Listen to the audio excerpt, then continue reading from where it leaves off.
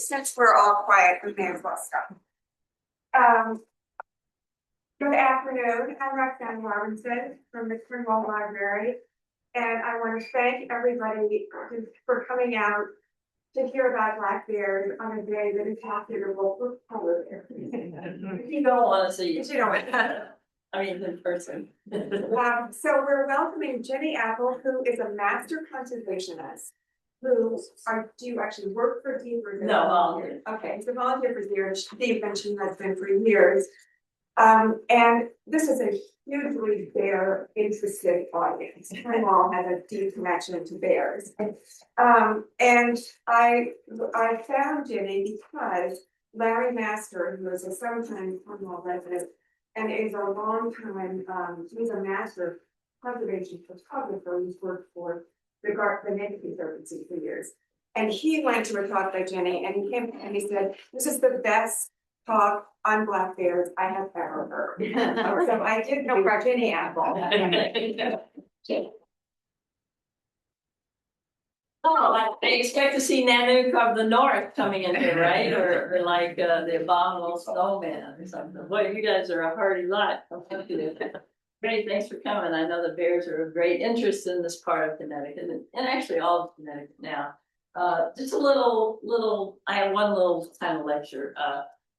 I'm sure that most of you are here of like mind. You love the environment, you love animals. You've probably had some problems with bears or other animals sometimes. But right now we're at a really big crossroads as far as protecting our environment and our wildlife. If you see on Facebook somebody has a coyote going in the back of the yard, they're freaking out. You know, they want it removed. I did a talk in West Hartford to 40 people. And the projector wasn't working, so I was just kind of talking back and forth. And I said, how many of you are happy that we have a healthy wildlife population in Connecticut? No, only 2. And that was before Christmas, too, not this year, but the year before. It ruined my whole Christmas. Seriously? I mean, and then at the end of the talk, a woman who had relocated to that area not long before, said to me, she came to me and said, "Who do I call at Deep to remove all the wildlife from my yard?" And that sounds extreme, but I'm seeing that a lot when I see on social media. First of all, everybody's a wildlife biologist and they know like this is a coy dog, that's a coy wolf, or this is that or that and that. And after a while, you're like wiping your fingers because you don't want to reply. But anyway, so Connecticut's the 3rd most fragmented state in the country. That means cut up by roads and buildings. And that we're just over 5,000 square miles. So that sets a really bad precedent, not only for, nature, the environment, wildlife, but also people. I mean, we're getting less and less good pathways of egress. So we all need to be very mindful of the environment. We need to watch our town. If there's some kind of development going to happen, probably not so much out here. You want to make sure that they're not encroaching on your wetlands or areas that they shouldn't. You just need to be vigilant and keep an eye out. I say, if you have kids or grandkids or nieces and nephews, I mean, you want them to have a verdant, beautiful, healthy environment someday. So that's all I'll lecture. That's on me. That's not on Deep. That's just my own person. Anyway, so yes, I'm a master wildlife conservationist with Deep. I've done the program since 2010. I give probably over 100 talks a year on various wildlife. And I feel in my retirement, it's an important thing. I'm very committed to help protect all this stuff. If you have land trusts or land conservation groups, I encourage you to volunteer and join because the more land we can kind of protect, the better it's going to be. So now we'll get to bears. So this is the most handsome bear I've ever seen. I call it Valentino. Now Valentino was way before my time, but I knew about Valentino. I didn't really think he was very handsome, but anyway, I did call this black bear Valentino. That's a typical black bear. I'm surrounded. I live in Barkhamsted. I'm surrounded on 3 sides by People State Forest, and I'm on a path from the forest to the reservoir, where this population of bears, the same generation after generation, will go through there. Because as you know, in the summer, a lot of our streams dry up and, animals have to go elsewhere to find water. So I have studied a significant amount of sows that are collared for deep since 2005 and given them notes and photos. And so a lot of these photos will be some of those bears. A lot of the bears in Barkhamsted area, that area up there, have a little crest on them, like a little, it's kind of creamy ecru color. Not all, but quite a few. So I love this quote. Obviously, this graphic's from out west somewhere, but it's kind of true of us now. Barry Lopez, anybody ever read his essays? Great essayist. One of the great dreams of man must be to find some place between the extremes of nature and civilization where it is possible to live without regret. And I think that's where we are now here in Connecticut. John Muir, as you know, was a Scotsman. I go hiking in Scotland every year. Love the place and found out I'm 65% Scottish. Didn't know that when I started going to Scotland. But he helped create the national parks. And he said, in my first interview with a Sierra bear, we were frightened and embarrassed, both of us, but the bear's behavior was better than mine. After studying his appearance as he stood at rest, I rushed towards him to frighten him, that I might study his gait and running. But contrary to all I had heard about the shyness of bears, he did not run at all. When I stopped short within a few steps of him, as he held his ground in a fighting attitude, my mistake was monstrously plain. And this is important. I was then put on my good behavior and never after forgot the right manners of the wilderness. And it's all about boundaries. Remember COVID? We had to have the 6-foot boundary. And I still have a friend who used to point at me like this all the time. You know, don't point, no, don't come up. But it's true with animals too. We have to have our boundaries and people as well. So there are 8 species of bears in the world, and only 2 of these, the grizzly and the black bears, have stable populations, with the black bear having the largest population. There are about 200,000 brown bears worldwide, and they occupy deserts, forests, mountainous areas. Their conservation status is of least concern, but that is being threatened now because a lot of habitats are disappearing. 2 species of brown bears live in America. One's a grizzly. Anybody know the other one that you don't want to meet by yourself? Kodiak, very good. Yeah, the Kodiak. Anybody ever been to Kodiak Island? They're pretty ferocious bears anyway. So there's only 3,500 Kodiak bears left. And like grizzlies, they can be aggressive, but that because of their isolation, you'll be happy to know there's only 1 attack on humans every other year. So not many humans go there. So grizzlies are responsible for almost all bear attacks in North America, with 46 attacks and 6 deaths per year. So 3 of the world's 8 bear species live in North America: the black bear, the grizzly, and the polar bear. And black bears are only found in North America. They do range down into northern Mexico. Their population is estimated at 800,000. They're about 100, they can be 150 as adults, probably 130 to 600 pounds. We have had a few 600-pound black bears in Connecticut, not that many. People used to always come up to me, I just saw a 400-pound bear.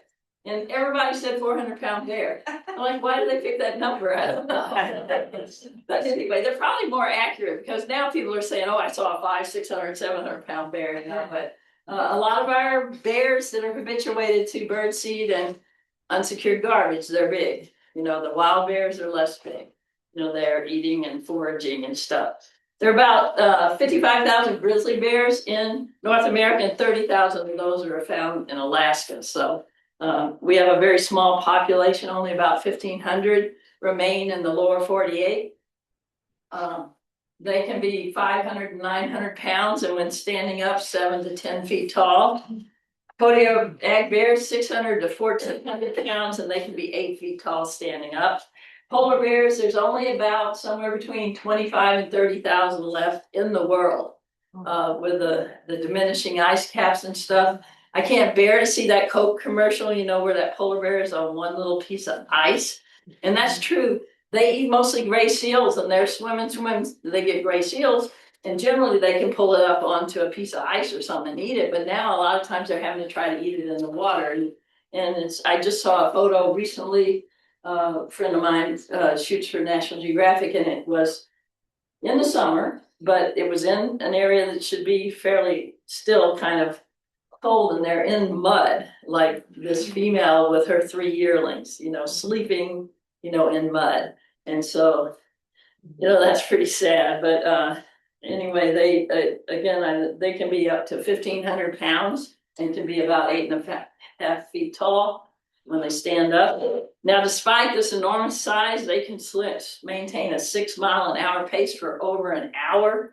Move aside Michael Phelps, he could never swim that fast, and he could only do 4.7 miles per hour. So, anyway. So, here's kind of comparison. Doesn't show you that it's not to scale, but those polar bears, they have really, really long legs, and they're one that you probably don't want to encounter in person, nor the grizzly. Incidentally, when a black bear stands up, it's not a threatening posture. They're just getting a look at things. They're curious. Now, if you keep moving towards it and it's standing up, it'll start clicking its teeth and hissing at you and making little groans and stuff. But typically, when they stand up, it's pretty much just oh, I need to see better. Their eyesight's okay, but it's not great. Their sense of smell 200 times ours and 8 times that of a bloodhound. So that's why if you have a piece of cereal left from your grandkid in your car, they can smell that one piece of cereal. So they're pretty great. So the grizzly has that dished in face, very different looking. That big hump over the back is like muscle, and it makes them able to turn over a rock of over 300 pounds. A black bear can probably turn a little boulder or rock over maybe 100. Might have to use the other hand. I've never seen them do it, but anyway. So be glad you never ran into the short-faced bear. It could reach 11 feet 5 inches standing up. It can run 50 miles an hour, and it weighed like 3,000 pounds. So it's disappeared. We don't have to worry about it. About 10,000 years. So this is like distribution of all our bears. So the gray is black bear. So you can see it ventures down into northern Mexico. There is a Florida black bear.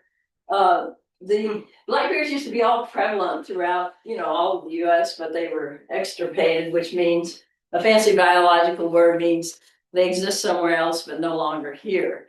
Now what's happening is black bears from Missouri are moving into southeastern Oklahoma, parts of Arkansas, and now there are some in Big Bend National Park. So black bears are moving in other habitats, not all forest habitats. Obviously, the white is the polar bear.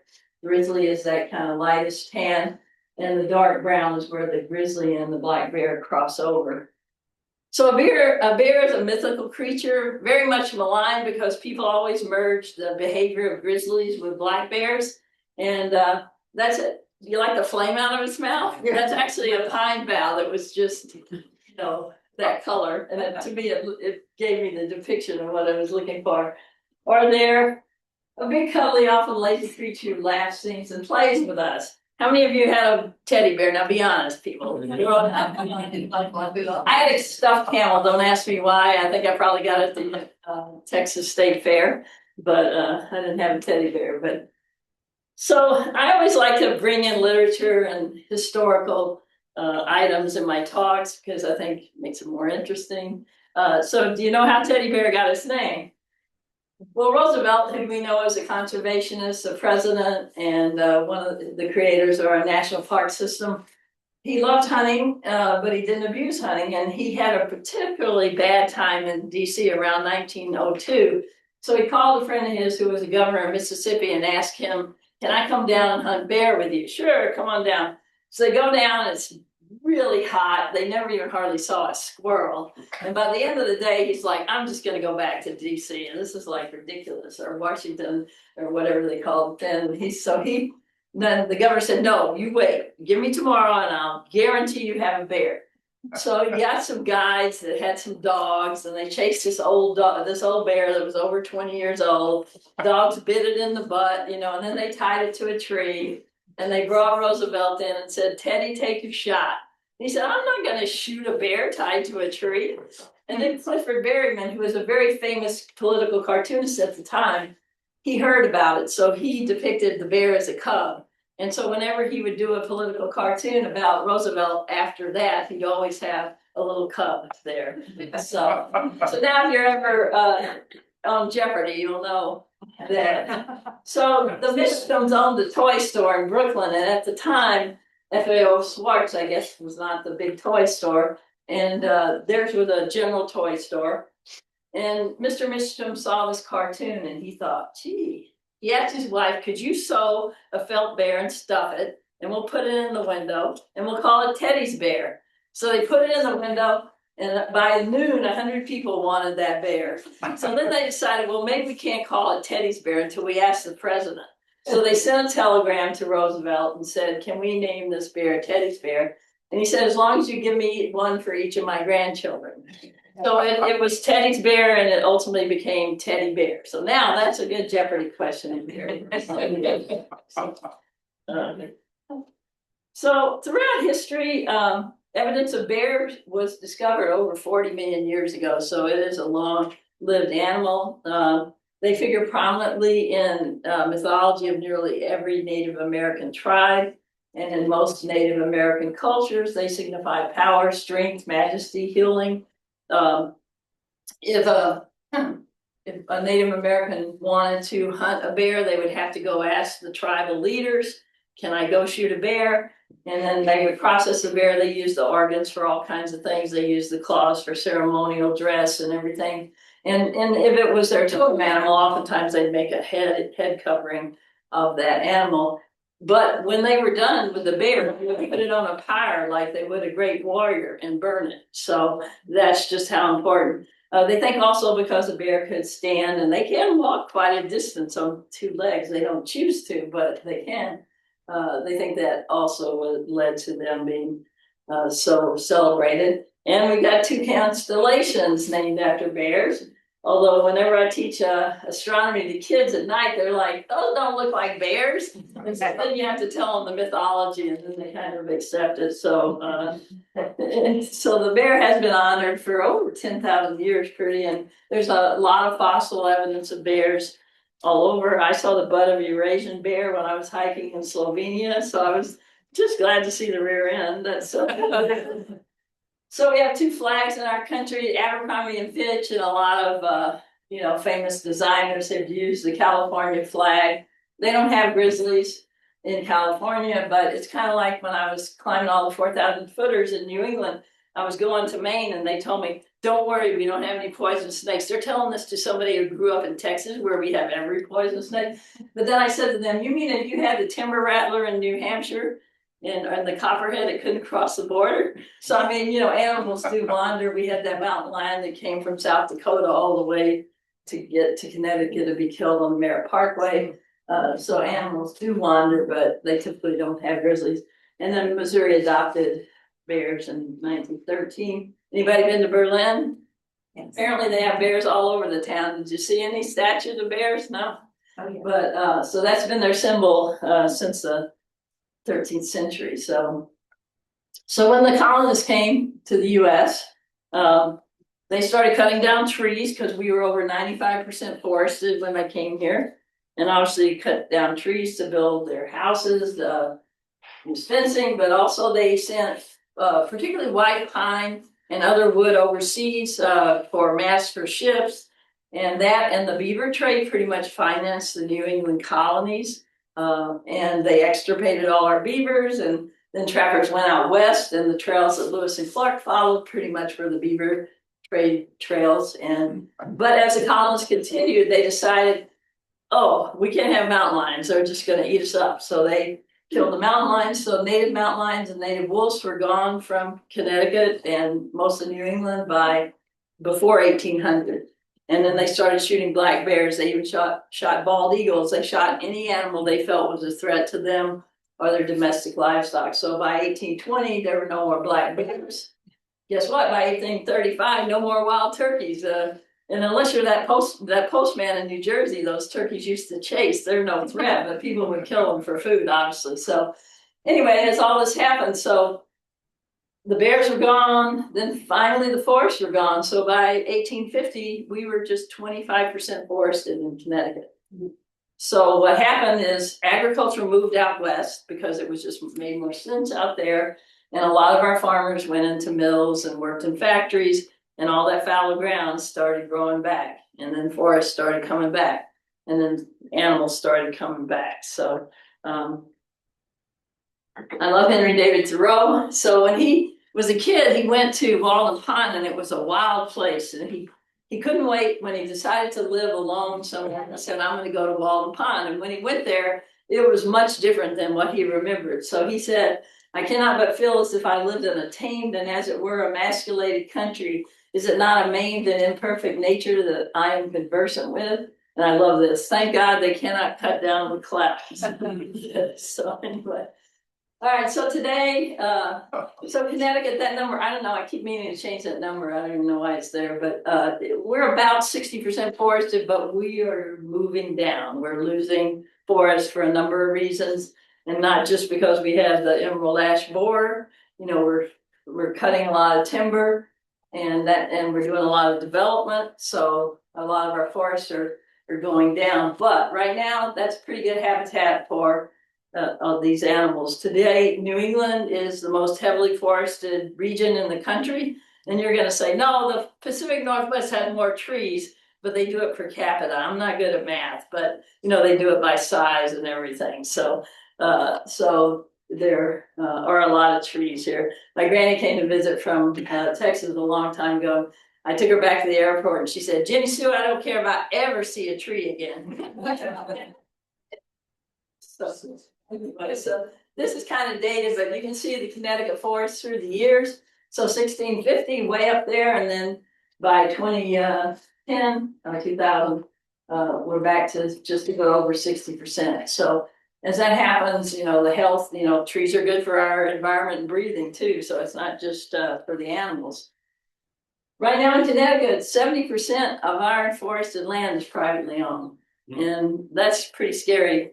But if you do have a lot of forested land, DEEP has a new program now where foresters will come out to your property, walk it with you, and give you advice on how you might want to manage it. It's a very valuable free program.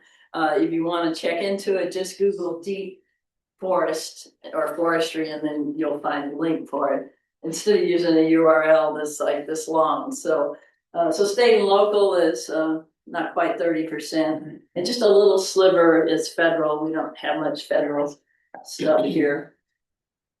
But now, as everything is healthy, the bears are returning. These would have been cubs that were born in January, and that's probably in June. So for a large animal, they don't grow really fast. You know, they're born, they're about this size, you know, literally ounces. So that's one of the females that I studied. That's my road. It's pretty remote. And that's a collared female with her yearling. So it looks like the yearling is this big, but it's just the depth perception because I'm shooting from far away. So this is a new graph. So last year, I have to look at these new stats because I haven't committed them to memory. So you can see from 1996, there were 22 bear sightings, and then by 2025, 12,140. Now, DEEP likes you to report bear sightings not because it's hard data, so it's not like the actual number of the bears, but that data gives the biologist a sense of where the bears are moving. You know, so even though it's not the exact numbers, that data is really very important when they're all trying to figure out everything. And now DEEP has, every year they put out for the last 3 years, called State of the Bears. And it'd be a beautiful glossy magazine, except we're not printing those things now. So it's online. And if you Google DEEP State of the Bears, it gives you all kinds of graphs, all kinds of statistics, all kinds of information on black bears. They created it largely, I think the legislature had asked, you know, for this kind of document, but it is very valuable and gives a lot of great information. And just a little more from last year, they just got these numbers out. The top bear sighting town, anybody want to guess? Avon. Close, West Hartford. So then Sims had 1,093, Simsbury 671, Farmington 522, Torrington 521, Avon 517. You guys had 26. We're keeping it a secret. It's like we don't but in 25 there were 3,338 reported bear conflicts. Now a bear conflict can be, they took your beautiful suet feeder that had like a crow on top of it or something, and they took it out into the forest. Or it could be they tore the banister down on your deck because you've had food out there, and so they're coming in trying to find it. A bear can smell, if you've had your dog on your deck and that dish is empty, they can smell that from over a mile away. And to them, it's food. So their smell is very prodigious and really gets them in trouble. I just learned though that, because I used to have a heart traps for mice. I have a 1760 house, and this has been a banner mice year. But so I'm thinking I got one of these buckets. I don't use water, but it has a little ramp.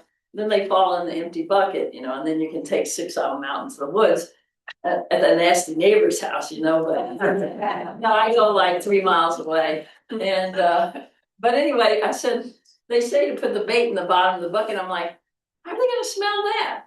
Do you know how many olfactory receptors a mouse has? 1,000. That tiny little nose. I couldn't believe it. I'm like, I had to Google it to make sure that was true. They got AI. I don't even know if I believe that. So that's the record number of sightings for us. And only 9 municipalities had no reported bear sightings. That's including Bridgeport and New Haven. So alongside black bears, we also asked you to report bobcat and moose. There were 4,318 bobcat sightings and 47 moose sightings. We just had 3 moose sightings within a mile of me in the last week. So, but it's hard right now for animals. Even moose, they have special joints in their hind legs so they can pick it up differently than even deer. And it helps them negotiate the barriers on a road or snow, but it's still, even for a moose, it's, kind of hard going right now. So this is latest sighting reports from 2025. So this shows you where the biggest concentration is. Typically, it's the Farmington Valley. There was one neighborhood, 40 houses, and 38 of them had birdseed out during the summer, and it's causing huge problems. We don't really have a black bear problem. We have a person problem. Out west, when they created the Bear Smart program, where they have grizzlies and black bears, they banned the use of birdseed from the end of March till early December. And they also made people have bear-proof garbage cans and bear-proof dumpsters, reduced problems by 70%. 70%, just that alone. So, and that's why Deep's spending a lot of time doing Bear Smart programs, trying to educate the public, because it does do a drop in problems. So, so again, these are sightings in 2024. And again, you can see that's the Farmington Valley. And you guys what are y'all over here? I don't know which one Carmel is, but one down, one over from the corner. Okay, so down the New York border and up near the Berkshires. A lot of our bears pretty much came from the Berkshires or New York when they came here. So here's some sightings. This is kind of old data, but just shows you the growth. So 2001, 459 sightings, and 2020, we were all sitting at our kitchen window and looking out. Oh my gosh, there's a bobcat, or whatever, because we're all just stuck home. So there were a lot of sightings then. So anyway, if you want to report a sighting, don't bother with that long URL. Just put CTD wildlife sightings and it'll bring you there. There's an interactive map so you can see how many sightings are in your town now. None. I looked. And if you ever have an issue with a bear or any other kind of wild animal, you should probably call your animal control officer first. And then you can call environmental police, 424-3333, and they can hook you up if it's a situation where you need to be hooked up with a biologist. They don't relocate black bears anymore in Connecticut. There was some time, long time ago, where they brought them to Barkhamsted, but and now they don't anymore. Really, and it would be a very unusual circumstance, but they will come to your property, and if they deem it's an issue that the bear doesn't need to be euthanized, they don't like to euthanize animals. They will haze it, as much as they can and hope it doesn't come back. But everybody swears that the bears are bringing buck to their town, but they don't really do that anymore. So we have over 15,000. So this is what you'll see if you go to report a bear. It's finding, and on the top left, you put in your town and what species you're reporting. So there've been about 300 bobcats sighted already in Connecticut in the winter. Now, bobcats have trouble if there's over 6 inches of snow. They don't have those snowshoe feet like lynx do, and we don't have lynx. They're all in like Maine and north. So they don't move around as well in this, but they do. A lot of animals in snow will follow logs, go over logs or down under trees and stuff, where the snow's not quite as deep. So here's an interesting thing. So the way you figure the health of a species is the females and how many offspring they have and where they are.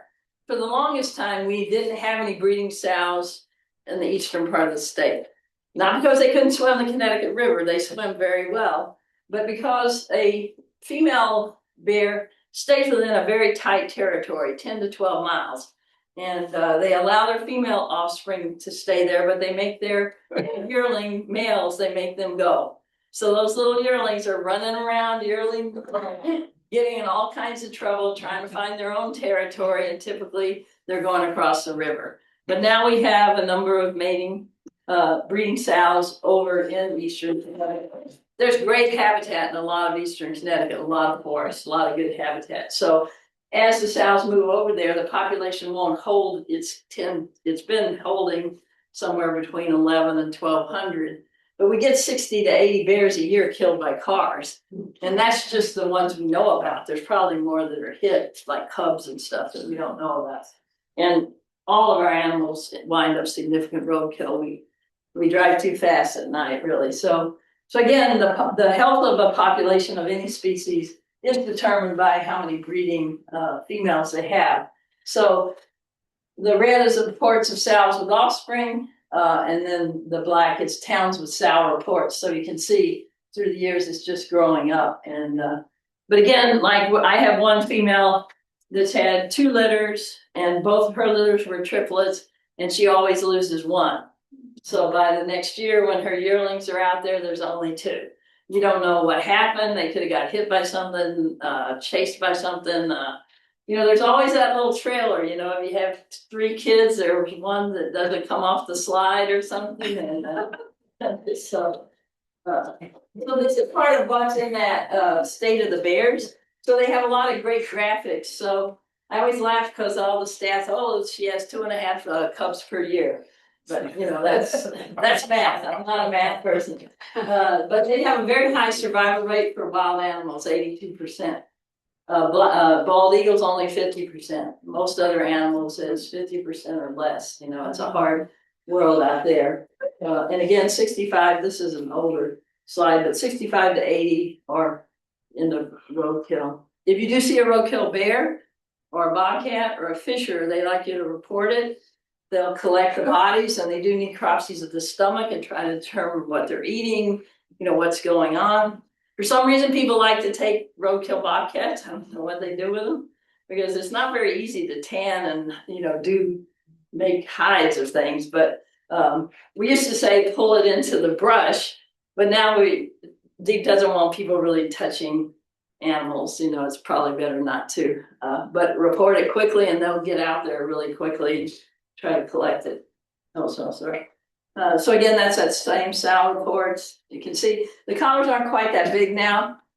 The collars have GPS units in them, and the old units, they would have to go find the bear with telemetry every year, change the battery, and take out the GPS data. Now they actually can see the data on computers, so they know where any collared sow is at any time.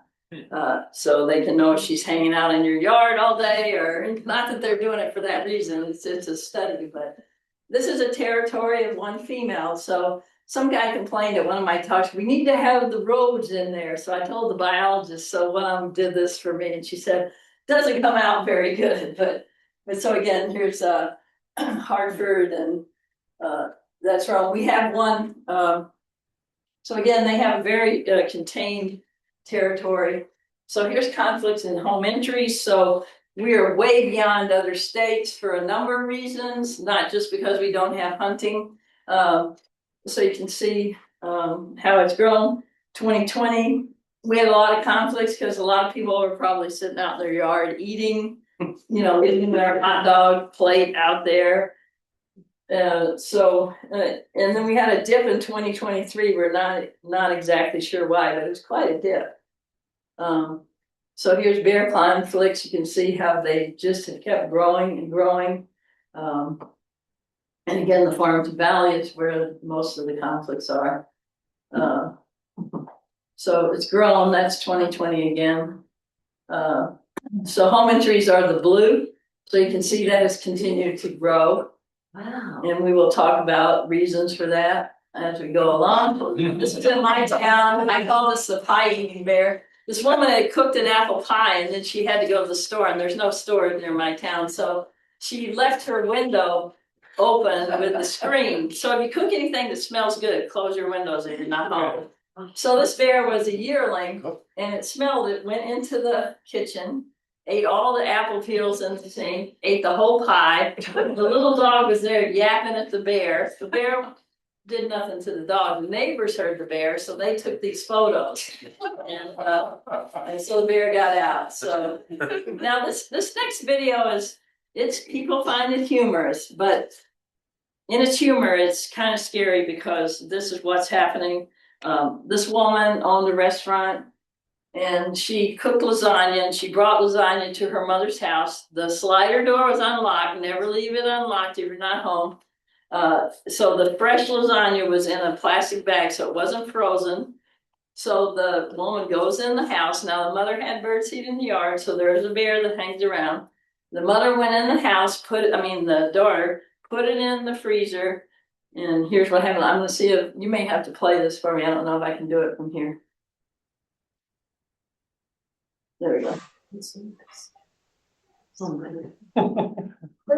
So the bear came through the slider, and watch this. They didn't have to try it.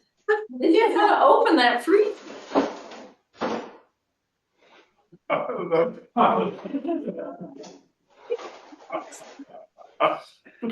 You got mine. Close the freezer.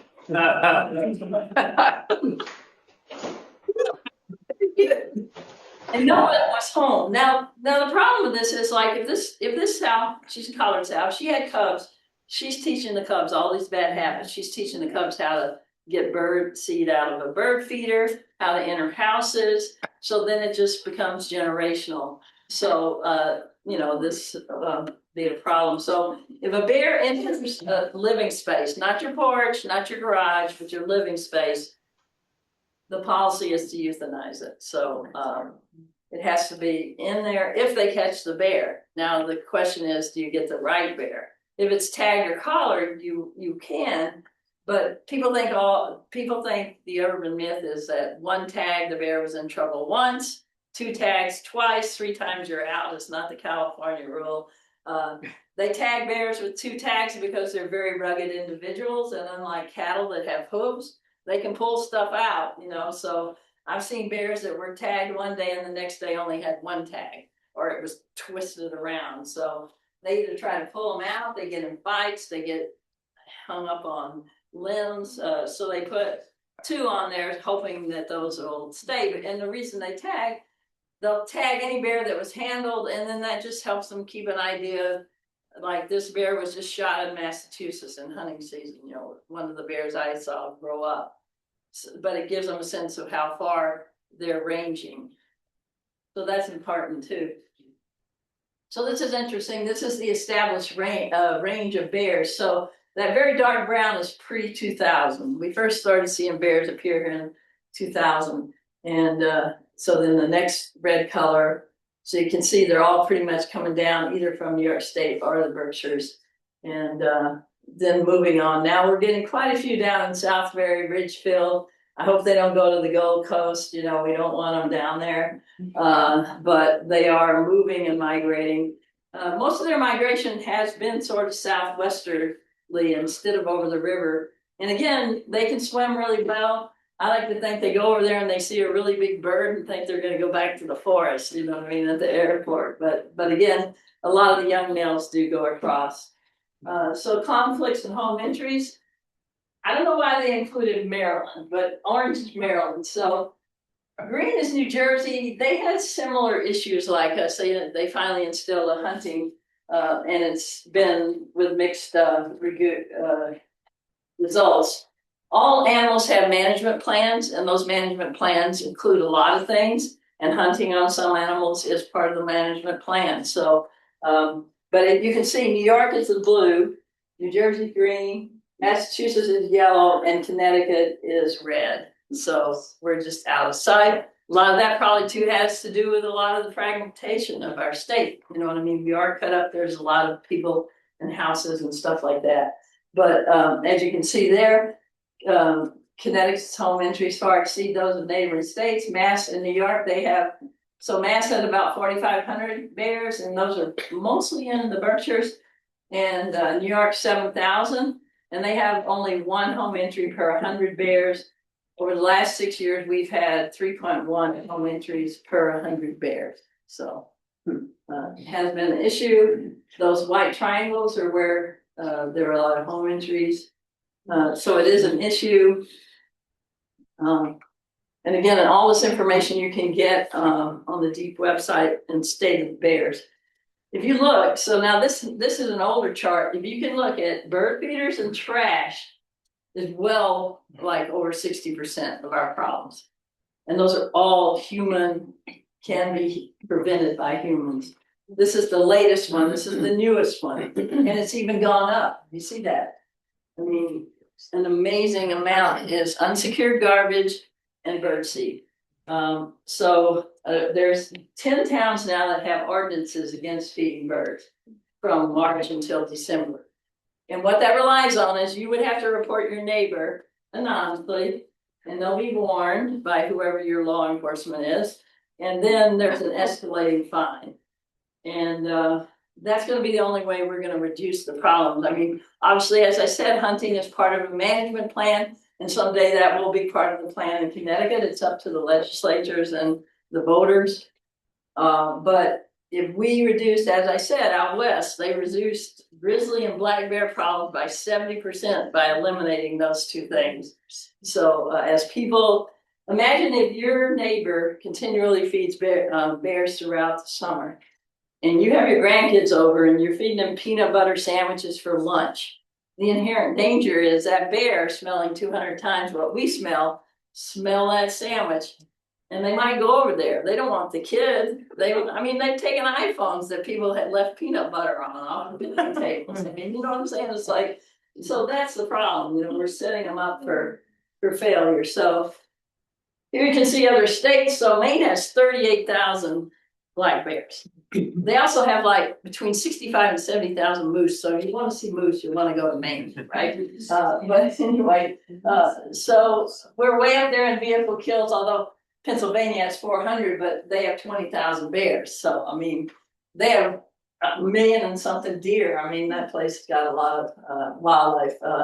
So Mass has more than 2 times the number of we do, but we have a much higher reported conflict of vehicle collisions. A lot are hit on Route 8, a lot of black bears. And people drive on Route 8 now like it's like, I don't know, a speedway or something. I come home from talks and I have a Bronco, and so they'll go behind me so fast that my car shakes, you know, it's like crazy. So these are towns with feeding ordinances. I tried to get one of our camps there before anybody had one, but I couldn't talk them into it till later because we don't have any police. But it's really, these towns that have this have really reduced the problems by having that. So conflict management, the biologist will give you advice on bears denning your homes. There are bears denning under people's decks now of people that feed bears. And the bears won't hibernate because they know they can come out every morning and have a good little nosh and then go take a nap and come back the next day. So anyway, so it's a constant issue. So we've talked about all that. So here's states hunting and feeding laws. Hunting bears in Maine, you can use bait. You can put donuts down and they're gonna sit there just like, you know, some tame bear just shoveling it in. I don't see where that's hunting, but anyway, so these are the states. And so in any animal species, there's something called carrying capacity. And what that means is how many of that species a region can tolerate. So there's a number. They don't really give us that number. I mean, I have an idea what it is, but then there's a cultural carrying capacity that will lower that number. And it lowers it to what society can tolerate. So it's not the scientific number, but it's somewhere in between is where, you know, where we would land, you know, ultimately, I think. So if you get, as I said, dead bobcats, fisher, and it's fisher, not fisher cat, they're a weasel. They don't scream, they're silent predators. Anyway, just had to throw that in. So anyway, that number is the number you would call. So habitat suitable, as you can see, the best habitat's dark green. So pretty much all of Connecticut, except for like the Connecticut River Valley, down on the Gold Coast, you know, it's mostly beach. And they don't like to tan much. Bear habitat is, you know, your light tan. So you can see, like, you know, northeastern Connecticut, eastern Connecticut has a lot of great habitat. And we are doing a fisher study right now because there's been a real big decline in fisher, and he thinks it's rodenticide poisoning and lead poisoning. So please don't use poison. But we're trying to determine that. But we released fisher in northwest Connecticut in the 80s, and now we're not finding many here. They're mostly in northeastern Connecticut. Along the Rhode Island border. So this is a typical profile of a black bear. You know, they're very beautiful. They're very singular. I mean, I'm very happy that I get to see them as often as I do, and you guys do too, I'm sure. Right now, not as much. Bears are great swimmers. They do rely on healthy wetlands, particularly now that we've had a lot of summers with drought. They'll hang out in the water. You can see them swimming. I had this cooler I was going to take to the dump, and it rained a lot 2 or 3 days, and this little bear decided to sit in it. That was this year's summer. It was a bear, and I'm like, what if he gets his butt stuck? What am I going to do? You know? And then it got out, and its 2 siblings did the same thing.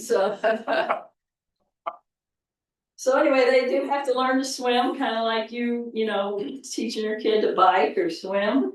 They can swim up to 6 miles per hour. This is the west branch of the Farmington River. And they have webbed paws that do help them propel themselves. And their thick fur helps keep them warm.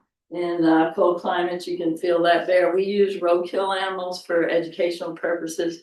And their long necks believes us will not allow them to take deep breaths without swallowing water. So they kind of dog paddle across. Well, this one's trying to teach this young one, and it wants nothing to do. But it finally goes, and it's biting her fur the whole way across. It's just like, no, I don't want to do that. So they can swim probably constantly for 1.5 miles, but then they have to take a rest. Whereas polar bears can swim for hours. You know, they have the ability to do that. Black bears are forest animals. They do forage in the forest. Their preferred habitat is forest land with streams and some kind of wetlands. They will eat dead stuff. They do eat occasionally in the spring. Black bears only eat about less than 8% meat, and a lot of that's dead meat. They do not chase prey. So, you know, they're not going to chase your chihuahua in your backyard.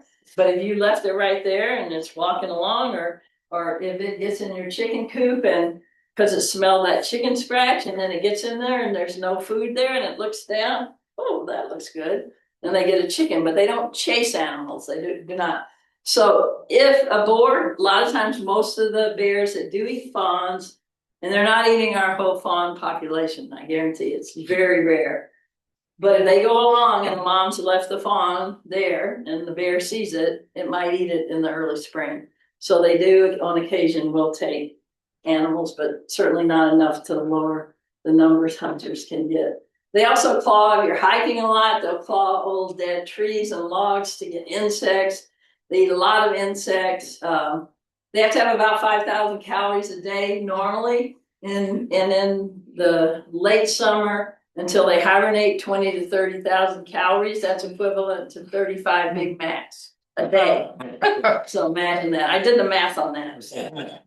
So it's a lot of food, but they'll go. I have a picture, I think it's in here, of a yearling. You know those ground yellow jacket nests in the ground when you're hiking now in the fall? They'll dig them up and eat them. They eat the yellow jackets and everything. But I saw this yearling do it, and it started eating them, and then it got stung on the nose, and then it ran. It's like, so their noses are very vulnerable. So this is kind of a video I took. Some biologist friends were. These two males were hanging out together. They were somewhere between 2.5, 3 years old. It was in autumn.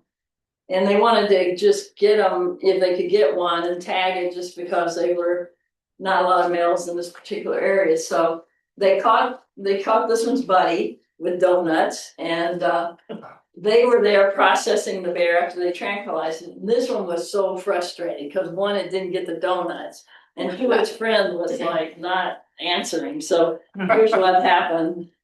This is like, there were no insects in this tree. So this, he's just eating away. He's so frustrated. You'll see him look over here occasionally, and that's where the biologists are with his buddy. He'll look up and then. And the biologists, after I showed them this, they agreed that it was pretty much total frustration. He was just frustrated. And then he snapped it down. What's his face when it does it? He's got sauce at the top of it. So anyway, that's pretty fun. So when their favorite food appears in the spring is skunk cabbage. So they're very hungry, and they love skunk cabbage. It's what it looks like growing.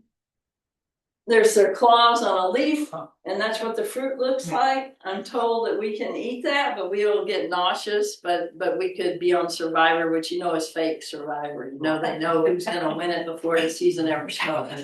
Just want you to know that. So anyway, we could survive on it, and I'll tell you, if they have eaten a lot of skunk cabbage and they come through your yard, you can smell it. It does smell like skunk. It is crazy. So.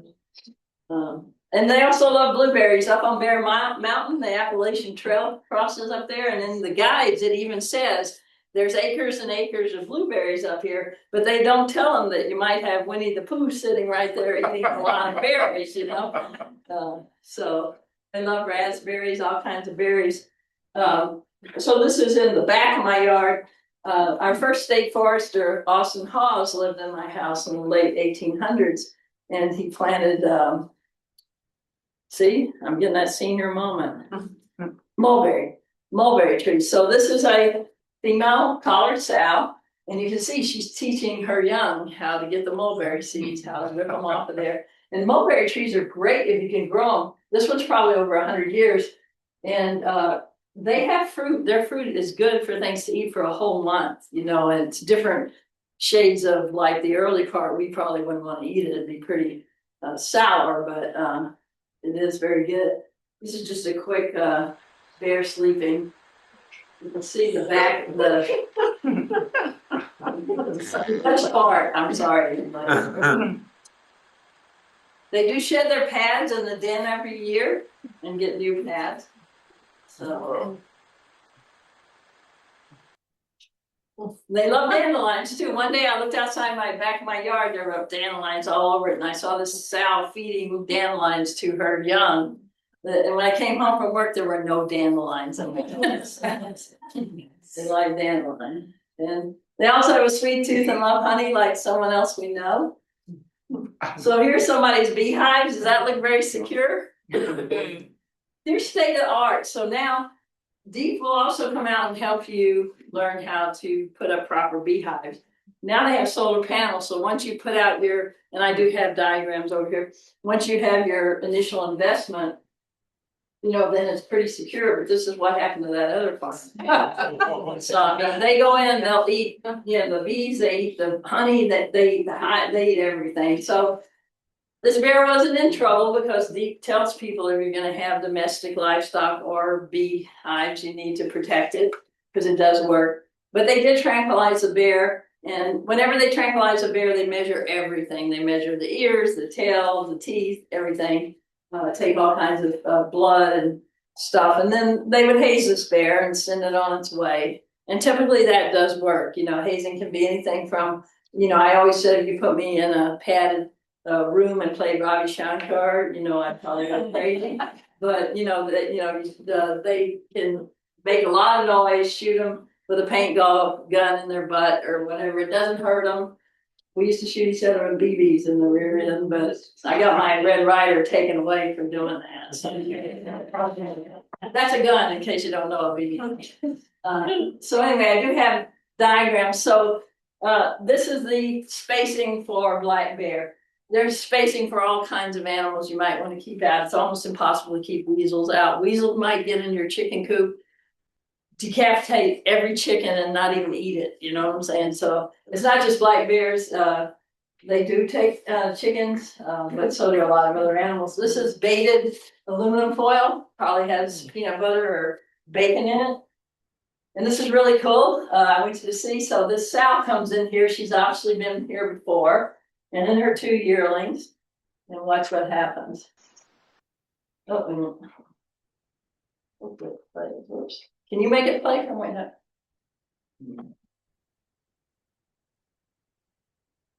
No. You don't have it on the screen where you can punch something? I do. Oh, See, there you go. So that's a sow.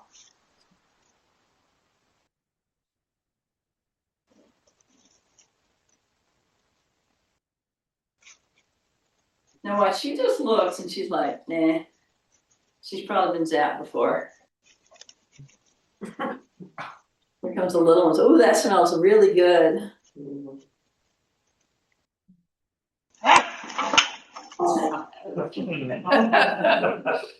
Baby. This is like, now listen.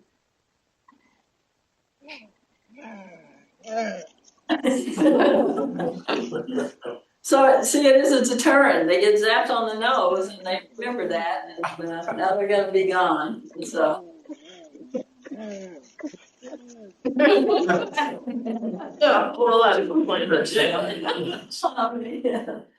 So anyway, once a bear tasted human food, no, they still forage.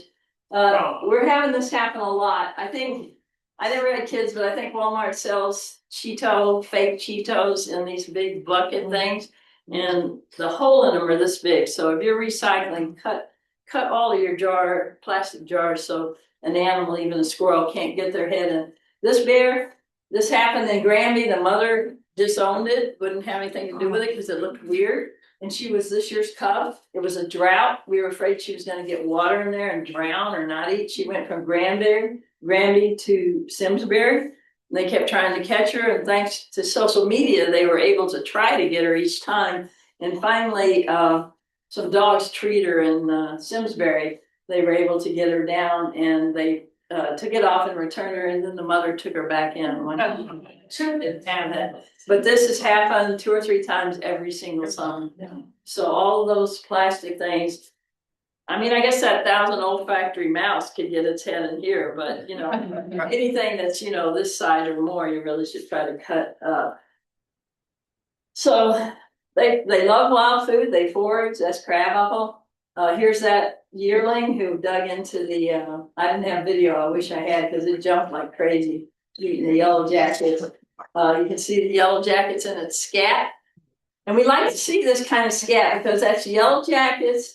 Apples, it's all natural, so that's good. Even though it's my great nephews in Oklahoma, they're the little cowboys with Aunt Ginny, why do you put poop in there?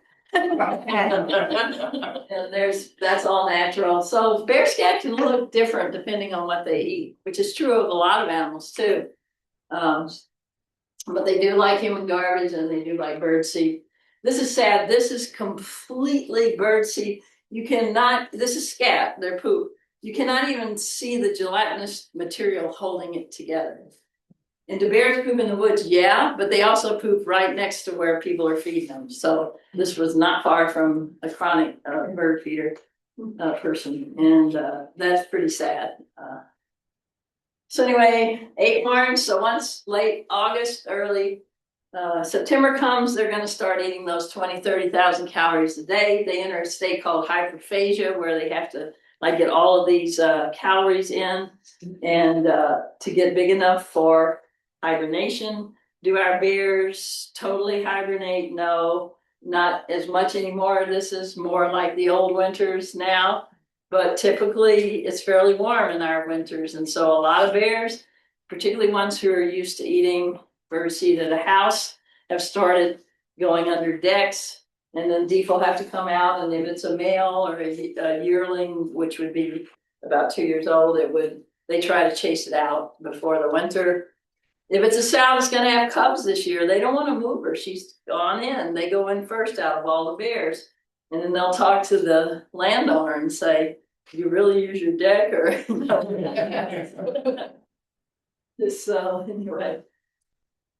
So nuts are called hard masts. So hickory nuts, we got a hickory disease now. I'm sorry, beech disease now. So we're going to start losing those nuts. So acorns are really important. If you get aggravated because you're tripping on them in your yard, just rake them all up, put them in a wheelbarrow, and put them somewhere out in the woods or something, because everything eats them. Squirrels eat them, deers eat them, everything eats them. So if she didn't have tags, you wouldn't believe me, this is the same bear. This is her in August 2018. This is her in November. They can double and triple their size depending on how much food that they pack in. So, and this is the same bear in July, then September, and she's going to get much bigger from that.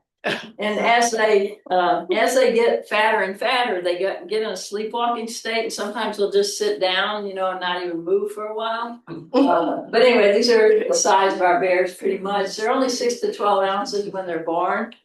Totally dependent on their moms. The females can breed at 2.5 years, typically the males not till 3. That's an over 500-pound bear, just so you want to know what they look like. That's one. It's hard to tell whether a bear is a male or female, because we do have some really big females, almost 300-pound ones, but you can obviously tell there. But if they're walking, their hair hangs way down and you really can't see. And so by size, you can kind of tell, but it's not always foolproof.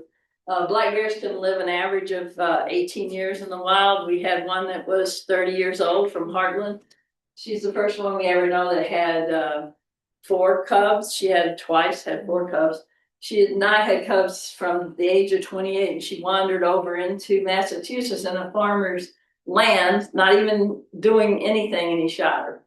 When hunting season wasn't whatever, so at least she had a few years, free. So the oldest captive black bear was 44 years. So the oldest in the wild was 39 years old. So these are just a few. That's another over 500-pound bear there. So sometimes it gets a little messed up, as Shakespeare says, to hibernate or not to hibernate. So this is one November, maybe it was 2021, and this bear had she was going to have cubs this year, and she pretty much got bulked up, and she went into that sleepwalking state, and she just stayed out in the back, this is people's forest, during the whole snowstorm. And then I had my own snow bear. I didn't even have to do anything. So there's a bear at the end. So bears, I love Disney because it engenders a love, of animals, the environment, and everything. But they always skew the facts a little. So like black bears don't always den in caves. In fact, very rarely, particularly in Connecticut. And also, that voice you hear when the bald eagle flies over is a red-tailed hawk. And the little eagle goes, it doesn't have that big cry. But anyway. So black bears are solitary individuals, but not really, because when a sow has cubs, she keeps those cubs until the second summer. Then she might be free for about a week, and then males will start following her around for 2 or 3 weeks. And it's on her terms, guys. It's like those. I had one male bear laid down in the woods and he was going like this and like that, you know, and because the female wasn't ready to mate. It was kind of funny, but anyway, so the sow, she's only by herself typically from maybe, you know, late September until she goes in the den, and she has her cubs in January. They do have what's called delay implantation, so they will mate in August and their eggs are fertilized but not implanted until November, when their body determines if they have enough fat resource to actually have enough fat resource to raise cubs. If they don't, the eggs will never be implanted, and that happens in a lot of different animal species as well. It's just kind of a protection. So just to show you this really quick, if one of these will play, let's see. So bears all will pull leaves and things into their dens to make it more cushy, softer. Oftentimes you can be hiking near a female's den and you might see a strip of land that looks like somebody just came out and raked it. You know, like the Danes are supposed to rake what, the forest or something. But it's usually you know, the female has raked the stuff into her den to make it more comfortable. So this is a male bear and he's doing that. So there you can see it a little better over here. Just raking it in. So, and a lot of animals do that. So it used to, we were pretty sure by the end of November our bears would hibernate, but now it's not so much. The sows that are going to have cubs this year go in first, so they're probably going to be in before December, even if the weather's not cold. Then the sows with yearlings go in. Then the really fat bears, because they can't move, you know what I mean? So they go in, and then the other ones just kind of randomly go in after that. So this is a lot of our dens are just slash piles or fallen trees that make a triangle or something. That's a den there. So the biologist typically in January will find the collared sows with telemetry and go see how many yearlings have survived.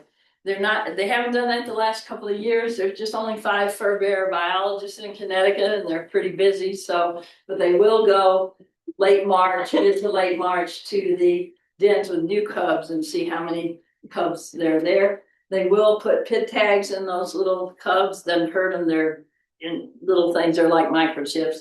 They won't tag them or anything. And so there you can see this is still pretty true, even though it's dated.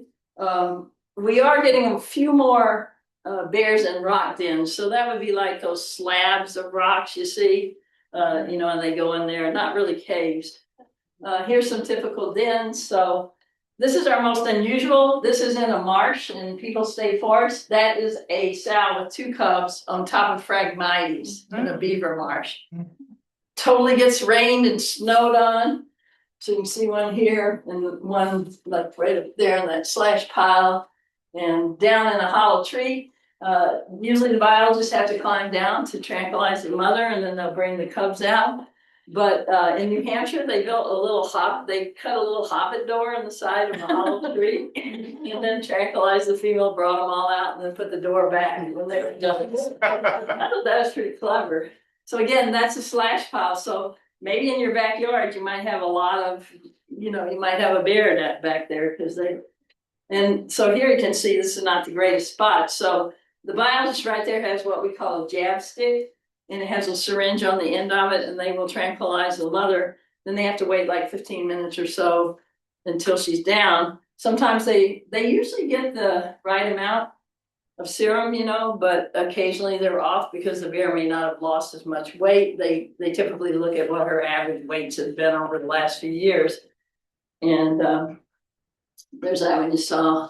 So we're getting this a lot. A tree in there. Imagine a big bear getting in there. I mean, there was a sow with cubs in there. And that's out west. So winter den studies I just told you about, they check on how many cubs, tag bears, collar bears. So this was interesting. This was at Bristol Eastern High School, and last winter, I guess a lot of trees fell down, so they just pushed them over to the side of the parking lots. And then there's a little stream over there, and this sow made her den there. You can see the stream right there. So once it became spring and the kids are all in their hot rods driving around, the biologists thought we need to move these bears, even though the cubs are younger than normal.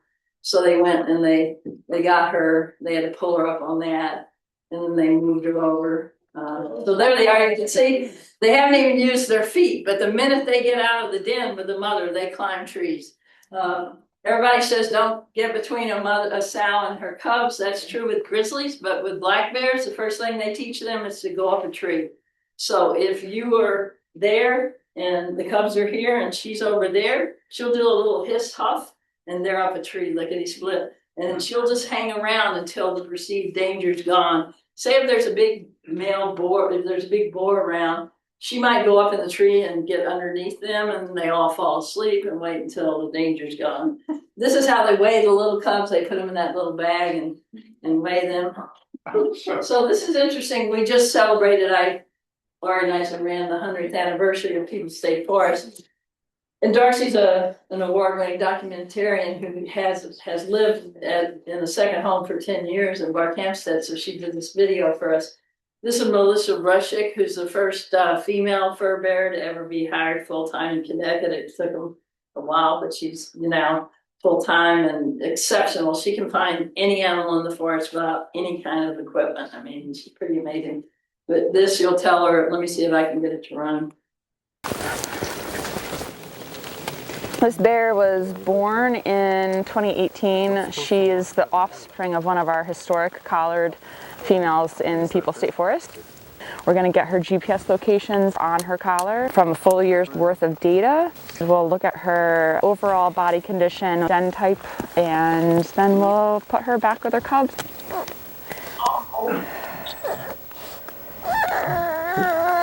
Little female, male, and what were you? You were a male, right? Yeah. 2 boys and a girl. Okay. Females tend to overlap their ranges with related females, so she may grow up and stay here in Peoples or in the surrounding forests. These 2 males, when they're about 1.5 years old, they'll probably leave Peoples State Forest. Here in Connecticut, when people and wildlife come into conflict, whether it's issues with bears getting at trash or bird feeders, you know, who knows what's going to happen with these 3 bears. That's a microchip. I mean, it's great that we have this type of habitat here, not only for bears, for a lot of different wildlife. 1.6. I mean, these cubs, pretty lucky that they're born into a more wild environment. Hopefully it'll stay as wild as they can. That was her den, just under the tree, nothing over her right there, so. So again, this is like different, you can see different little, so that we went out, they hike out in the snow to go get the moms and new cubs. That this one had these 3. So fun. It's different. And big claws. So you know they're only ounces when they're born. When they leave the den at 2 to 3 months old, they're about 4 to 6 pounds. So they're still pretty small, pretty vulnerable. So here's a den in March. So we had a lot of dens when they go in March. We haven't had a lot of snow, but you know this year we might have snow. And so there, when they get them, they will pull the cubs out after the mother. They'll put the mother on the tarp and pull her out and process her, weigh her. The guys, you'll see how they weigh. It's pretty incredible. The guys can lift her up.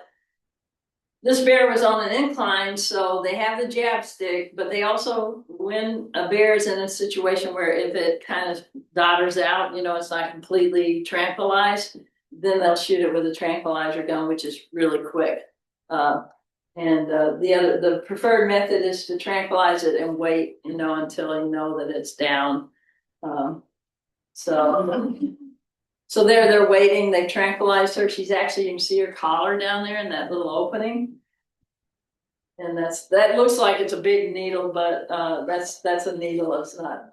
And Melissa, she's very skinny and tall, and they always send her in to get the cubs. So. So there's a little male with it all hanging out. Jason's our head fur bear biologist now. And here's how they weigh them. So imagine if it's a 500-pound bear. They have to, now he's 6'5", you know, and he's very strong. Paul Rigo, who's recently retired, he was strong, but boy, I can't even believe even a 200-pound bear, imagine dead weight, you know, tranquilized, but that's how they weigh him. And just a few more pictures as a young, we're almost done. Let's see, and that's the one that was killed in Massachusetts that had the 4 cubs. They're very cute. So little mama, she's now deceased, but she had a total of 18 cubs. She was the queen of the forest that hung around the reservoir, you know, where the castle is in Barkhamsted. There she is in the den. Those are the little cubs you saw in the video. And there, so now she's tranquilized. They put the cubs back with the mom because they've been crying, can't understand why they lost their fur coat. And people say, don't they claw you? No, they really just want to get under your vest or your coat because they've been under a fur coat for like 2 months, you know. So one biologist will stay here until the mother's completely awake enough to protect her cubs because, you know, there's all kinds of animals that can come along. So this is up on the hills in Avon, you know, near the Hublin Tower. And these people are from New York and they have this house for, I don't know, 2 weeks out of the year. And then they live in Florida. And every year this sow comes there, takes out those blocks and dens under their porch. And so every year Deep calls them and say, do you want us to like, you know, no, we're not there. It's okay. So I guess every year they pay to refix all of that. So that sow has it made. You know?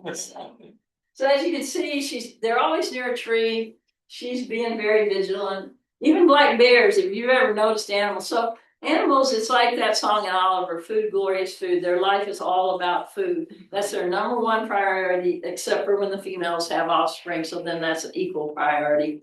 So they're always like, you'll see a black bear eating something. They do eat grass too, and they're always going to look up. Even though they're probably nothing that's going to hurt them, you know what I mean? But they're always, all wild animals are very vigilant. So the little ones are looking around. One day I looked out and way back in the back, she was nursing. So that was pretty cool to see. And there, you know, she's heard something. She's told them you better go up. And they're like, do we have to? And that's a bear can. So somebody here said they had a bear can in their yard. So they will catch her there. So in the back, there's a weighted basket with about 2 dozen donuts. And bears love donuts just like police, right? So they'll go in there, and apparently a raccoon can't pull it down. You got to be like stronger. And they'll pull on the basket, then that big gate slams down, and they're trapped. And most bears are resigned because they just eat 2 dozen donuts, you know, and they'll just kind of hang out. A few of them will rattle around, but most of them will just stay there.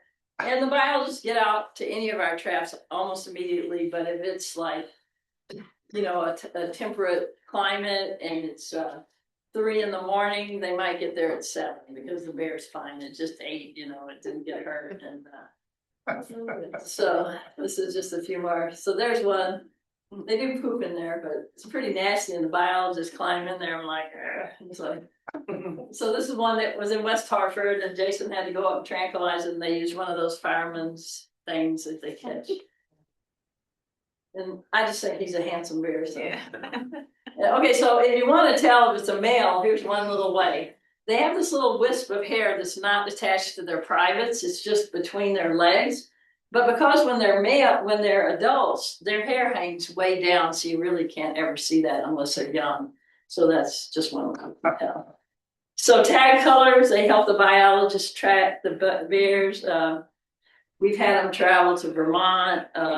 We found some in Pennsylvania even. So ear tags do help identify individual bears. And so now the tags are they used to be differently numbered, but now the way they're numbered is the first bear that's tagged this year will be 0126, and then 0226, and that's how they tag them now. So here's one. She had 16 cubs, and she's now deceased. She was a peeking bear. She was always peeking around the trees. I gave that to my friends for Mother's Day because I think that encapsulates a mother's love, right? And there again, this one's sending them up. She's had 14 cubs. She's now deceased. This is just kind of funny. We'll go quick. We're almost done, I promise. So let's see if this will play. Can you see if you can get that one to play, Ben? So this little bear, oops. Go back. So the mother is over to the right, eating grass, acorns, I'm not sure, and she's not paying any attention. So this little bear went up the tree, came out the limb. I'm shooting through my dirty windows, and it just looks like a little child. And so it decides it's gonna go down the tree this way. And I'm freaking out, like it's not a gummy bear, I'm afraid it's gonna like just fall and hurt itself. And the mother's paying no attention. And look like little legs there, just like a, and they go bam. And it goes like, it did it like 5 times until she was ready to go, and then she did her little hissy huff, and then the bear came down the tree. It didn't do that. So it's funny. So these are territories of those 3 bears you saw. So little mama is the purple. So she stayed there her whole, she was almost 20 when she died. That's her territory. The red one is one of her offspring. The green is her sister's offspring. So that's the Barkhamsted Reservoir where the, that iconic little gatehouse is. And you see they all stay sort of there, but you can see this one, which we call Struffy, is now on the west side of the Farmington River. She came into the woods when 2 males were following Little Mama, and Little Mama chased her up a tree, and she stayed in the tree a whole day until she came down, and she left the east side of People's State Forest and went across the river and never came back. So it's like, so bear sign is pretty easy. We don't have Sasquatch. I hate to disappoint you. So it's about the biggest wild animal. It is the biggest wild animal feat we have in Connecticut. You'll see a lot of markings on trees. Every telephone pole on my street has bear claw marks and bites on it. So they will mark telephone poles. Animals are all about marking, and mating season, the males are going along peeing the whole time. Don't ever plant arborvitae in August because they're going to straddle it and mark it, and it's going to die. I did that twice. And they do walk on the soles of their soft feet. You ever been in the yard and all of a sudden turn around and there's a bear? They're very quiet. You can't hear them. So, and again, they do shed those paths. So that's one of the bears on my street eating the telephone poles. And so typical, I love the snow because we can see tracks usually, although the soft snow makes it hard because everything sinks down. Black bears, bobcats, a lot of animals do what's called a direct register, where their hind foot will cover where their front foot was. It's kind of a utility of movement. So sometimes people think, wow, that's a really big track. It must be a mountain lion. So they do shed those paws. And I love to get out right in the morning, right after it snows. It's just so fun to see all the tracks. My friend out west, I said, can you send me bear tracks in the sand? And he sent me that. And I said, you still carry a pocket comb? So he said, yeah. So anyway, the average black bear skull is 12 inches and 12 inches long, 7 inches wide. They have those big canines, but pretty much most of their molars are used just for, eating roughage type stuff. They have 42 teeth. Anybody know what animal in North America has the most? Awesome, they have 50. Wow. So the first thing they do is show all those teeth, and I hope they scare something off. How many do we have? 32. Yes, pretty good. So anyway, their incisors are used for cutting meat and to clip grass. And the canines, if they do get prey, they use those to grasp the prey and to help them tear open logs. They have front claws that are pretty long. They pull themselves up with their front claws, so those wear down more, and they push with their hind legs when they're climbing. Grizzly bears can climb too, but they don't often do it because why would they? They're not. So there's the claws. And if you ever want to tell tracks or whatever, take something to measure. My preferred is, remember those tapes they used to, when you got your pants hemmed, they were. Those are the best things, you cut them at about like 3 feet, and then they fit in your pocket. A ruler takes up space, and those snap bracelets are too short. And then when you're telling tracks, like you can tell a bear, but if you're trying to tell if it's a coyote or a bobcat, you also want to know the length of the stride, not just the size of the. And if you put your key fob down, you better wash it when you get home because you probably put it down in pee, you know, it's like, because they do bark all the time when they stop. So this is natural scat right there.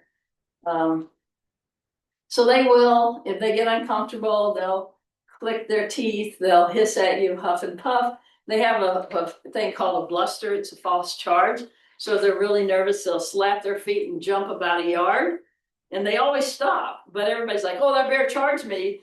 Well, did you stay there? No, you know, it's like, because they like 99.9% of the time, they're just doing a fake, you know, charge. So this is really a bear. This is that guy with a pocket comb. He's a Hollywood producer. He sent me this. I said, that is a man in a bear suit. Sent me other pictures, and it is a bear, but northeastern bears are larger than southern and western black bears. That's true of bald eagles and some other animals too. Again, sniffing, they smell 200 times what we smell. Don't climb a tree, they can climb better than you. They are accomplished climbers. They'll sleep in trees, even in the heat, they'll go up. This is that one chased that bear up that tree. And I was afraid that little mama was going to get out on that limb and it was going to just break, but she didn't. She had done her job. She left, and that one stayed for a day and then fled across the river. So never run from a bear. They can run 35 miles an hour, much faster than you or Usain Bolt. This is my street, so this bicyclist did the correct thing, just stopped and waited. So if you see a bear, you're hiking, just stop and wait. You can look at it and say, hey, bear, you know, kind of talk to it and wait and see what it does. Most of the time, they're not going to come towards you. They're going to continue wherever they're going. If they start to come towards you, like do jumping jacks, sing off key, you know, make a lot of noise. And then if they keep coming, you can throw things at them, not in their face, but, you know, and then by that time, they're either going to get bored or leave, you know, most of the time. The problems we've had where people have had issues are because they didn't do that, or they had a dog they let off a leash. You know, typically humans are pretty much the culprits in most of these instances. So again, I have no idea why the same guy sent me this. I said, why is your friend following that bear? So I don't know. So again, you know, don't ever let your dog loose. I have people say, oh yeah, every time the bear comes to the yard, we let our dogs chase them out. You know, it's not a good idea, because even though a bear is not aggressively wanting to kill the dog, if a dog runs up to it, their claws are this long, it's going to swat it like we swat a mosquito, and it's going to make a gash. And then the bear's going to get in trouble for not its reason. Now, if your dogs are loose in your back fenced in yard and a bear gets in, that's a different story. You didn't let them out, you know, to chase the bear or anything. So, they're very good. They can get into your bird seed. In the spring, they're really hungry. They're looking for food. We talked about that. And they do teach their young. They'll raid garbage cans and they'll eat, and then the young learn those habits, and when they leave as a yearling, they're going to do the same thing. There's another one with one of those things on its head. They can get in and out of dumpsters. 80% of plants, 15% insect and grubs, and about 5% animal matter. So just a few quick photos. And again, these photos look cute, but she's teaching her young how to do this, and those bears are all going to do that generationally. We have that bear little mama I told you about. Every fall she migrates up into Massachusetts to this pond that has a cranberry bog behind it, and it's 16 miles away from Barkhamsted. And we think it's because it's generational, that her ancestors went there because that's good nutrient, you know. So these bears, they remember all of this, and then they might be euthanized. So they're very adept. So those bear-proof cans, even if you don't have a pickup service, they have special things that open those cans. But if you don't have that, I don't have a garage, but I put what I call my live food, my leftovers in the freezer till dump day, you know. But bear-proof cans work. My friend had one carried 2 miles out into the woods. It had bites on it, claw marks on it, but the bear didn't get in it. Like, they tested these things on grizzlies, so these do work. So that's the pie-eating bear. You can see it's got the screen over its face there. So again, like I said, you're eating your peanut butter sandwich and leave your iPhone on the, you know, on the picnic table, and just some pictures, you would report this and say, oh, wow, we have a sow, you know, with 3 cubs here in Cornwall. And then, you know, it just helps them. I can tell you that that cow's going to do a lot of hurt on that little yearling because they can kick 4 different ways. But you might tell a rancher you got a little young bear in there. And so again, this is kind of funny, but I meant to take the person's name off because she really should have honked her horn. So this bear is going to get an apple. And it only takes one.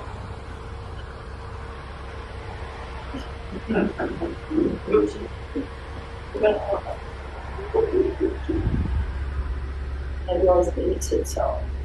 They, you know, it's all about food with them. Just a few random photos here. This guy in Simsbury put sunflower seed in that bucket because he wanted to take a picture of a bear. And this guy has a deck, and he took his youngster out to take photos and to taunt this yearling bear. And yearling bears can be a little unpredictable because their mothers cook them out. They got to learn how to feed themselves. So, you know, we humans do some silly things. Mhm. This guy did the right thing. He's out there hiking. He sees a bear. He just stops and he waits. And my friend said the bear went on across the road, across the river, got a little drink. And we talked about the birdseed thing. So this guy had like I don't know, it was particle board garage. I take it because I don't have a garage. But anyway, he had a bucket full of sunflower seed right by the edge of the door. And the bear smelled it and broke in. So cayenne pepper doesn't really work. Sprinklers don't work. Motion lights don't work. They see it all the time. So I recommend, so a lot of people say, well, use air horns, but air horns sound like car horns, particularly to bears that are around more populated areas. So I say, this is the best thing. A bear scare can. So you put coins in a metal coffee can, and soldiers don't make metal anymore, just to let you know. And this will scare any animals, or might scare your neighbor, but like when you go outside at night, I would recommend shaking this thing because any wild animal in your yard is going to run when they hear this. And so that's a great deterrent. I recommend. I used to laugh when you would go out west and they were sharing bear bells. That last going to scare a grizzly, right? Well, what it does is it lets animals know that there's something not natural in the area.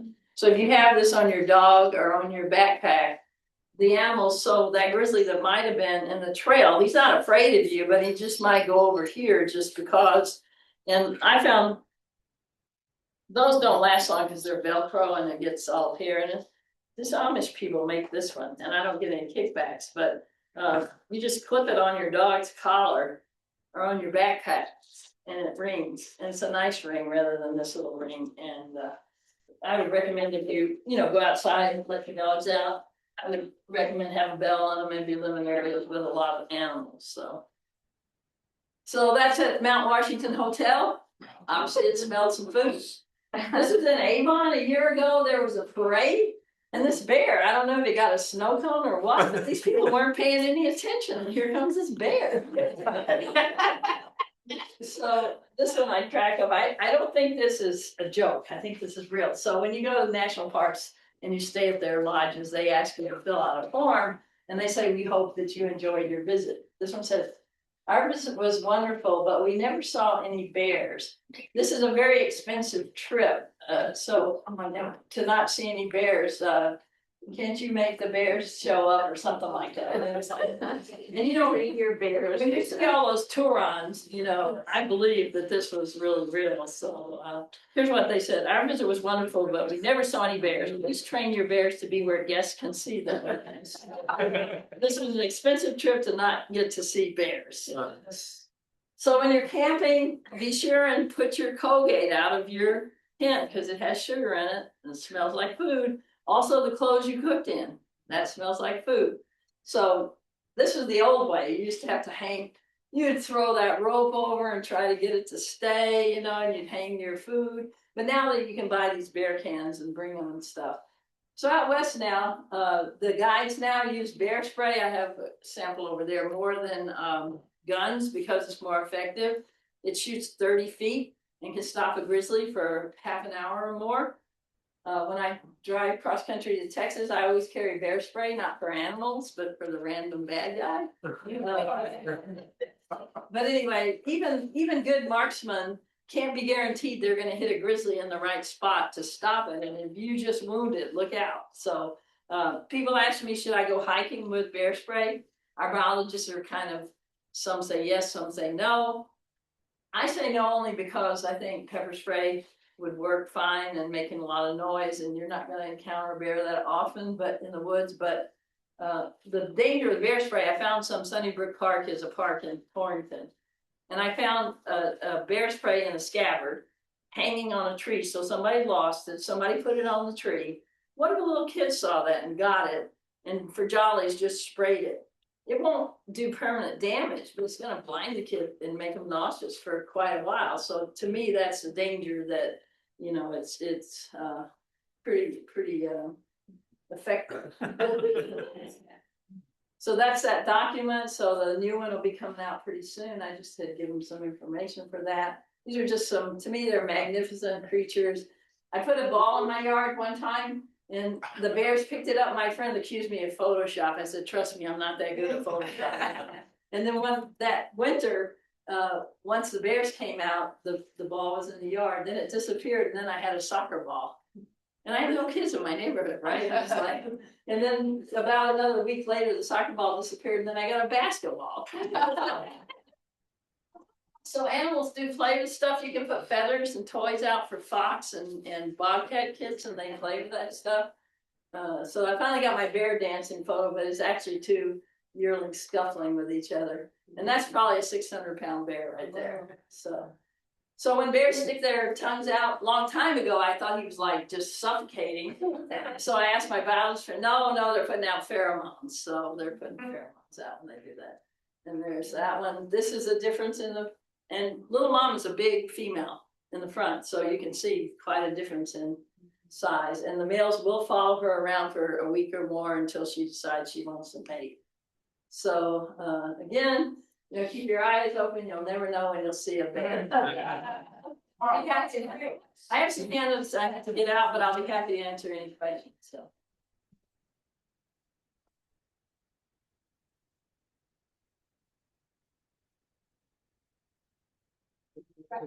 Let me get those handouts for you guys.